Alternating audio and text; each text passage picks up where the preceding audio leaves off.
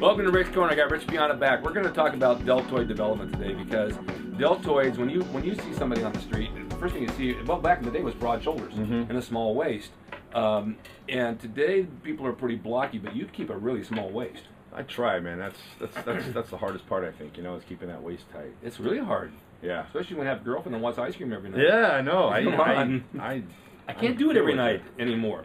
But delts, I remember when I was training back in Gold's in Venice, before I had shoulder injuries, and I still train them, we would do the standing presses up the line, down the line, laterals up the line, down the line, and I had really nice cap delts from that.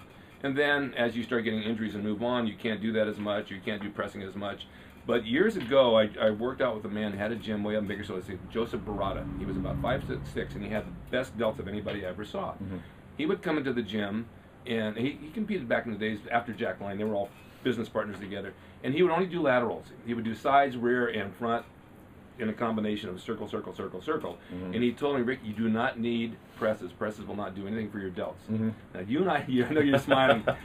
Ken Waller told me the same thing. You don't need pressing. And you told me one day in the gym about a year ago, I was going to do Smith machine presses. Rich, should I need pressing? You said, nah. I said, then why am I doing it? You said, I don't know, I'm doing it anyway. I remember that? Yeah. Okay. Do you need pressing? You know, you really don't. I mean, it totally goes against what every book, every magazine, what we've known, what we've read all these years, you know, that military presses is the best thing, the mass builder for shoulders. Yeah. And, you know, I believe doing the lateral raise is the best, you know, the sides, the rears, and the fronts. I believe that too. Your fronts get worked so hard when you train chest. Yeah, exactly. All the incline presses, the flat presses, it just really, your fronts get plenty of work during chest work. Right. And, I mean, me, honestly, I don't even train front delts. They get hit with chest, and I look at my shoulders in the mirror, and I feel like my fronts don't need to be any bigger. No, if they overshadow your rear, then you look like you're always going forward. Exactly. Or they make your chest look small. It's you know? true too, right. You don't want your front delt sticking out further than your chest. Right. You know, so you got to be careful. You got to focus on side and rear. Yeah. Sides is the most important in my opinion. I mean, just because that's what gives you the width.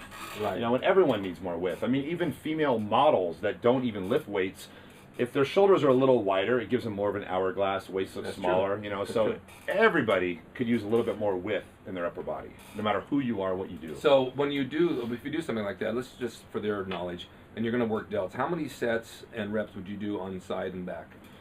I always start my shoulder workout with side laterals, because that's, for me, is the most important. And you start with like 10 pounds? Yeah, I start with 10s, and I do 40 reps. I do 15s for 35, I do 20s for 30, and I just go all the way up. And I don't really go heavier than 40s nowadays. You know, back in the day I'd go up to 80s, but I was really working my traps. Yeah, I know, right. And I remember I always had huge traps, and my shoulders were always not as good as my traps, and it was because I was going too heavy. So everything I was doing, you know, when you do this, you're hitting your traps. All the time. You know, it's like doing a, what do you call it, a power clean. Right. You know, which is one of the best exercises for traps. Right. So I never go over 40s, and 40s is actually, if you do them strict, 40s is heavy. Very hard. And if your traps are too big, it makes your shoulders look narrow anyway. Oh yeah, It yeah, that's draws them sloped in. look. Yeah, That's sloped. Yeah, it's awful look. So you think the reps are the way to go? I think so. For me, it is. I mean, just that burn in the shoulders and keeping it strict. The most important thing about doing side laterals and rear laterals is the strict form. You know, it's an isolation exercise. It's not a compound movement. So it's very important to keep it strict, squeeze the muscle, get a burn, and go for the feel and just forget about the weight. Do you like the dumbbells better than the cable? You know, I do both. Yeah. For side laterals, I prefer the dumbbell. For rear laterals, I prefer the cable. Yeah, I'm the same way. Yeah. Something about the cable on my left arm when I go, it just hurts my shoulder so bad I can't do it. Yeah. So, you know, the cables hurt my shoulders more than dumbbells too. Yeah, they do. Which is odd, because usually it's the other way around. I know, and not even heavy, but it's okay. Yeah. How many days a week do you train them? I train shoulders 2 to 3 times a week. But again, I'm doing lighter weight, and I'm doing isolation exercises. I'm not doing, you know, compound heavy movements. I brought this up before, not with you on the show, but I was talking about back in the day when a lot of guys like Steve Reeves would train their bodies 3 times a week. Because they were only open Monday, Wednesday, and Friday, and Tuesday, Thursday, and Saturday were women. And they made good gains on 3 times a week, but they do the whole body 3 times a week. Yeah. But I think it was not any more than 2 exercises, 3 sets or something like that. When I had torn my quads, I went to the gym. I couldn't do legs for about 3 or 4 or 5 weeks even. I had leg braces, and so I did upper body every day, a little bit here and there, and I made some good gains in a month. Yeah. I didn't go crazy with it, but every day seemed to, and I've seen you go in the gym every day and just do something over and over and over because you get a whim. Yeah, I train instinctively, so I go in the gym. I don't really know what I'm going to train, Right. and I just go to it, and I have a good time, enjoy what I do, and you know, I might just say, hey, you know what, I'm gonna do little biceps, and I might do 4 sets of biceps, just get a little pop, little squeeze, a little butt in there, and feel good. I did that today with legs. And it felt good. Yeah, you know, like maybe I'm supposed to do shoulders and triceps. Well, after I finish triceps, I say, you know what, let me go do 4 sets of biceps. Exactly. Let me do little forearms after that. Exactly. You know? And you know, because it's an off day and your body's not expecting it, it responds to it. Oh yeah. It always responds to the unexpected. Oh yeah. Joe Weider once said, you want to really get big, get up at 2 o'clock in the morning. He got get up at 2 o'clock in the morning, as his voice, and perform a sneak attack on your muscles and shock them in the groin. Sneak attack. Sneak attack. Hop out of bed and start doing your reps right away. And that was his theory at the time. All right, one more thing I want to add to this. People say you can't shape a muscle. There are no shaping movements. And I used to think, no, there are, but now I'm starting to think there's not. Because a muscle only works one way. Your bicep works up and down. Whether you're doing barbells, dumbbells, or concentration, you're actually developing the bicep, but you're not really shaping it. It has a shape of its own. Yeah, you're right. Right? Yeah, you're right. I mean, yeah, What's you're that right. again? You're right. Okay. Rick's right. And you think about it, whenever you do a curl, no matter whether your arm's up, your arm's down, a curl is a curl. Exactly. I mean, you're curling the arm. You know, Right. no matter where the arm is, you're curling it. You Yeah. know, so you're working the bicep pretty much the same. You know, Yeah. this works the lower bicep, this works the peak. You know, this works the this that. You know, It's all the same. reality is your genetics is gonna is basically how your muscle's gonna end up, no That's matter good, how you train Good it. point. We were talking about Albert Beckles with a split bicep. Yeah, Because he always had this good split bicep, which I'll post a picture. Boyer Co. And Boyer Co. So I said, Albert, one day, I said, this was not too long ago, what'd you do for biceps? You know what he tells me? I don't know. I did 3 or 4 sets of this, and that was it. Yeah. And then he was right. That's all he did. Yeah. But his bicep genetically had that nice peak to it. Arnold, too, had a really good peak. Yeah. He didn't do a whole lot. He did No. 50-pound dumbbell curls. Yeah, everyone like Sergio Olivier, Lou Ferrigno had the football-shaped bicep. Where Right. It didn't have that great peak. It was just a full, long bicep. Exactly. And they're not ever going to have the peak, no matter what they do. They can do concentration curls for the rest of their lives. And don't believe what you see in the magazine. Back in the day when Franco and Arnold and Waller, all those guys in the magazine, Weider would come in for a photo shoot. He'd load the T-bar up with about 15 plates. Franco picked that up, and he'd pick it up and hold it and get a shot. Okay, there you go. That's Franco's workout, right? Yeah. You know? And so everybody said, I have to lift that much weight. Hey, to that's get how I big." do my photo shoots. Yeah. Thank God for Photoshop. But anyway, those were points I wanted to make because it's the same with chest. You can do cable crossovers. Yes, they will develop the chest. They'll make it work because you got a constant move going, whereas dumbbell flies, you lose it somewhere in there, you know? Yeah. I have even the hammer machine, which I do for chest instead of bench press anymore. And I was a good bench presser. I can't because of my shoulder. I mean, my bench was 455. Well, I probably can't do 225 now.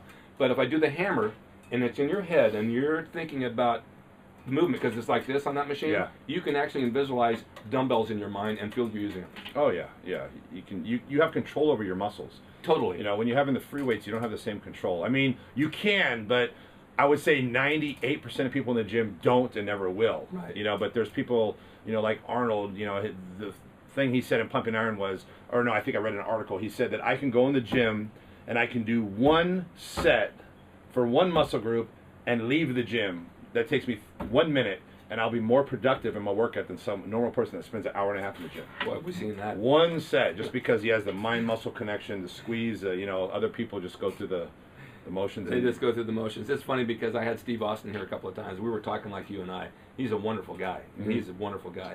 And we end the show, and he says, "Oh, false finish. We got to go on to something else." Well, we've had a couple of false finishes here. Oh, we just keep rolling. and there's other things that I like to say about that because you know, you can do 1 set and you can really work the muscle like that, and it just depends on how much you want to put into it today. It's mind over matter. If you have no mind, it really doesn't matter. Right, exactly. So you've got to put your head into your workouts, and I was going to say something about that, and I entirely forgot where I was going with it.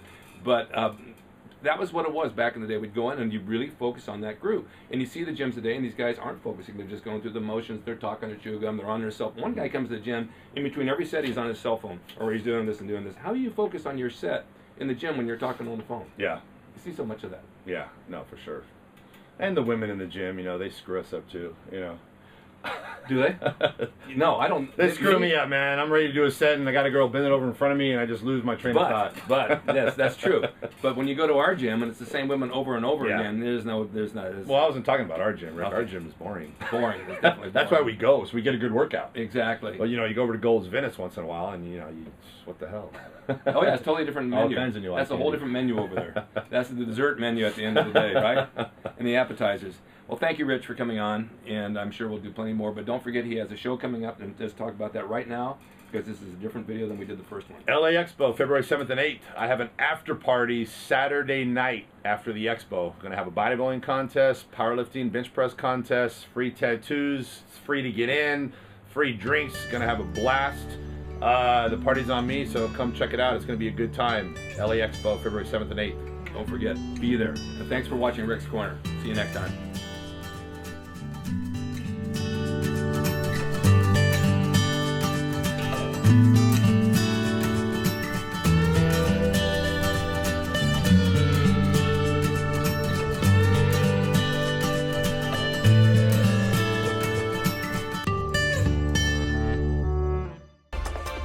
It's rickdrayson.com. He is the equalizer, baby. See you next time.